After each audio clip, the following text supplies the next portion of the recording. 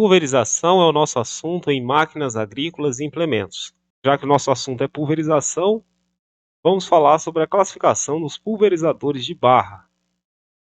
Esses pulverizadores são principalmente utilizados para o manejo fitossanitário em culturas anuais, como o trigo, a soja, o milho, e são os pulverizadores mais comuns que nós vamos observar.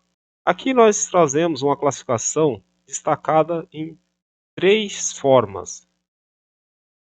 O pulverizador de barras ele pode ser montado no engate de 3 pontos do trator, tendo o acionamento realizado a partir da tomada de potência mecânica, e nesse caso o acionamento das barras é realizado utilizando um cabo. E nesse caso em específico, normalmente esse pulverizador montado ele possui um comprimento de barra um pouco menor do que essas outras duas categorias que eu vou apresentar na sequência. E esse comprimento de barra pode variar, por exemplo, de 12 metros até 18 metros, em uma configuração mais geral. E a capacidade do reservatório pode ser de 400 litros ou então 600 litros, normalmente. Um outro estilo de pulverizador de barra bastante comum é o pulverizador em que nós temos um formato baseado numa carreta. E esse pulverizador ele é acoplado na barra de tração do trator. Então, ele é categorizado como um pulverizador de arrasto. E, normalmente, esses pulverizadores podem ter um comprimento de barra maior do que esse estilo de pulverizador em que nós falamos que é o pulverizador montado. Normalmente, nós vamos poder observar pulverizadores, desse caso, com comprimento de barra de 18 metros ou então 24 metros. E vejam que, nesse caso, o comprimento da barra é grande e, para evitar a oscilação vertical ao longo do deslocamento da máquina, nesse caso específico foi utilizada uma roda de apoio, que é um instrumento de apoio para evitar ou reduzir a oscilação vertical da barra, evitar a oscilação da altura de aplicação do defensivo agrícola. E agora vamos falar de um outro equipamento, que é o autopropelido. Nesse caso desse equipamento, normalmente o comprimento de barra ainda pode ser maior do que desses dois outras formas que eu apresentei anteriormente. Além do maior comprimento de barra, também é possível, normalmente também, ter uma capacidade de desenvolvimento de velocidade maior na aplicação dos defensivos agrícolas.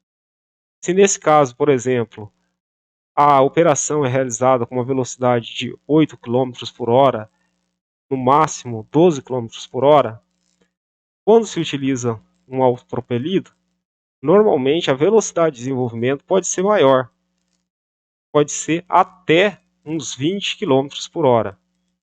Mas é claro que numa operação mais comum, quanto menor essa velocidade, uma velocidade numa faixa adequada de uns 13 km por hora, possivelmente nós vamos ter uma qualidade de aplicação melhor.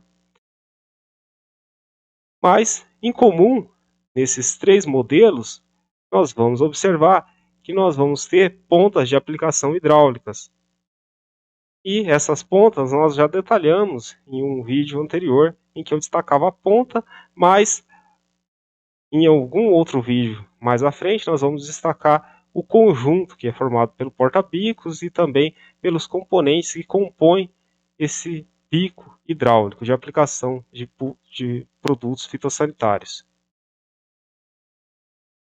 Vamos também aproveitar que nós estamos falando sobre os tipos de pulverizadores e vamos falar aqui sobre os turboatomizadores.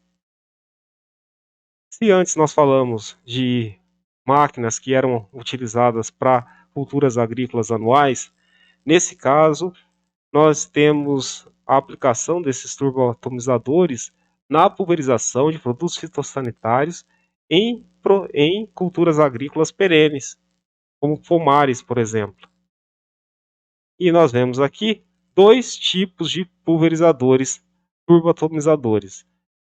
Nesse caso, nós temos um turboatomizador em que possui uma hélice com movimento radial, com movimento de acionamento radial, e nessa outra figura nós vemos um exemplo de um turboatomizador com esse modelo de canhão que é utilizado para alcançar uma maior altura de aplicação, e nesse caso nós temos um turboatomizador com ação centrífuga.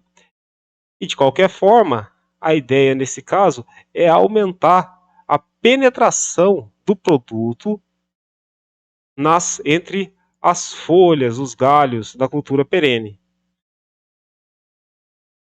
Aqui nós temos uma visão um pouco mais detalhada sobre o princípio de funcionamento desse equipamento. E nós antes tínhamos mostrado aqui um equipamento que pode ser montado nos 3 pontos de engate do trator, e aqui nós temos um exemplo de um equipamento que é aplicado em arrasto, né? É aplicado em acoplamento com a barra de tração do trator. E de forma geral, esses equipamentos então são principalmente acionados, né, por um trator, porque aqui nós normalmente nas culturas perenes nós vamos ter uma limitação de espaço, Então, normalmente é utilizado um trator de pequeno porte para acionamento desse estilo de máquina. E vejam que aqui, nesse caso da turboatomização, a ideia é então criar uma pressão suficiente para o produto penetrar entre as folhas dessa cultura perene, para atingir essa parte mais interior da planta. Porém, mesmo assim, sempre é necessário se ter um cuidado com as perdas que podem ser provocadas. Aqui nós vemos, né, um estilo de equipamento que é aplicado para pulverização de uma linha de cultivo, aplicado, é claro, em ambos os lados da linha, mas aplicado linha a linha. E nesse outro exemplo, nós vemos um equipamento que é utilizado para aplicação de mais de uma linha, mas em contraposição a essa maior capacidade operacional produzida por esse equipamento, nós vemos que também esse estilo de aplicação pode trazer uma perda por deriva. Vamos aqui aproveitar para ver um pouco mais sobre o princípio de funcionamento deste estilo de equipamento. Vamos aqui então destacar uma aplicação utilizando um turboatomizador.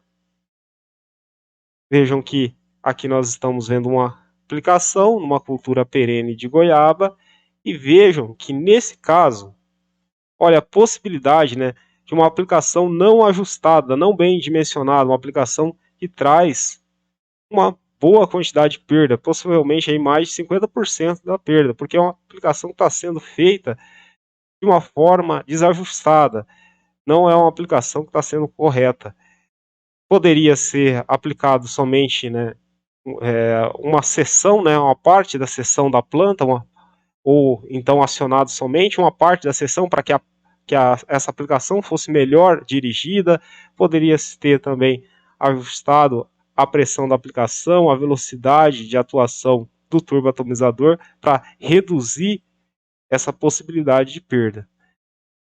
Vamos ainda mostrar mais uma outra aplicação. Antes de mostrar essa outra aplicação, eu quero aqui enfatizar que é necessário se fazer o ajuste para evitar essas perdas para o meio ambiente, porque isso traz, é claro, poluição, isso traz efeitos negativos de poluição, além de desperdício da aplicação. Uma aplicação que poderia ser melhor dirigida e direcionada para essas culturas, né? Então vamos aqui mostrar um outro exemplo de aplicação utilizando o turboatomizador. E nesse caso nós temos uma aplicação que está sendo realizada em uma cultura de café. Então aqui nós temos o detalhe sobre o ventilador axial que succiona o ar, e a partir, né, dessa flange aqui defletora, né, nós vamos ver e observar esse efeito de turboatomização da pulverização realizada a partir dos bicos hidráulicos. Nesse caso em específico, nós vemos a ação de penetração do produto entre as folhas. Isso faz com que o produto seja melhor direcionado ao controle das pragas. E nesse caso em específico, nós vemos que a operação está melhor dimensionada do que a operação que nós vimos no exemplo anterior. Nós vemos que a operação está melhor direcionada à altura da copa e está tendo o princípio principal em que esse estilo de operação é direcionado. Vamos também aqui enfatizar que tanto o atomizador quanto a aplicação de barra pode ser feito de uma forma manual utilizando um pulverizador postal. E existem então no mercado modelos de equipamentos para esse estilo de aplicação, de uma aplicação mais direcionada, é claro que com menor capacidade operacional, mas também que preserva o princípio de atomização e da aplicação utilizando o bico hidráulico na barra. Além dessas aplicações utilizando a aplicação por meio de uma barra e por meio dos bicos hidráulicos, existe também, e é muito comum, a pulverização aérea. E a pulverização aérea é mais direcionada às grandes áreas de cultivo, em lavouras como as culturas de soja, culturas de cana-de-açúcar, culturas de milho, e nesse caso em específico, o bico não é hidráulico, é um bico rotativo que se utiliza nesse estilo de aplicação. Uma aplicação também que vem se popularizando nos últimos tempos, principalmente em nível demonstrativo, é o uso de drones para aplicação em pulverização. E na sequência agora nós vamos ver um vídeo utilizando esse tipo de aplicação utilizando drone. Na aplicação com drone, normalmente se utiliza um bico hidráulico, porém, observem que a maior dificuldade na manutenção, né, do padrão de gotas. Ainda também existe uma dificuldade, né, um problema relacionado com a viabilidade, né, desse processo, porque a capacidade de tanque é pequena, a quantidade, né, de taxa aplicada por hectare é na ordem de 10 a 12 litros por hectare, o que não traz uma grande autonomia para aplicação. Então, dessa forma, normalmente essas aplicações são direcionadas, são dirigidas para aplicações localizadas, aplicações mais programadas, mas ainda existe uma série de dificuldades. É claro que uma das vantagens desse tipo de aplicação é a penetração do produto entre as folhas da planta que está sendo feito o controle, mas uma das grandes dificuldades é relacionada à autonomia de trabalho, já que o volume do reservatório é muito pequeno. E ainda tem a dificuldade relacionada com a bateria, a autonomia de bateria desses equipamentos também é uma das outras dificuldades. Então, nesse caso, né, o uso do drones para aplicação e pulverização é ainda incipiente, ainda é muito baixo, principalmente por essas dificuldades que eu comentei.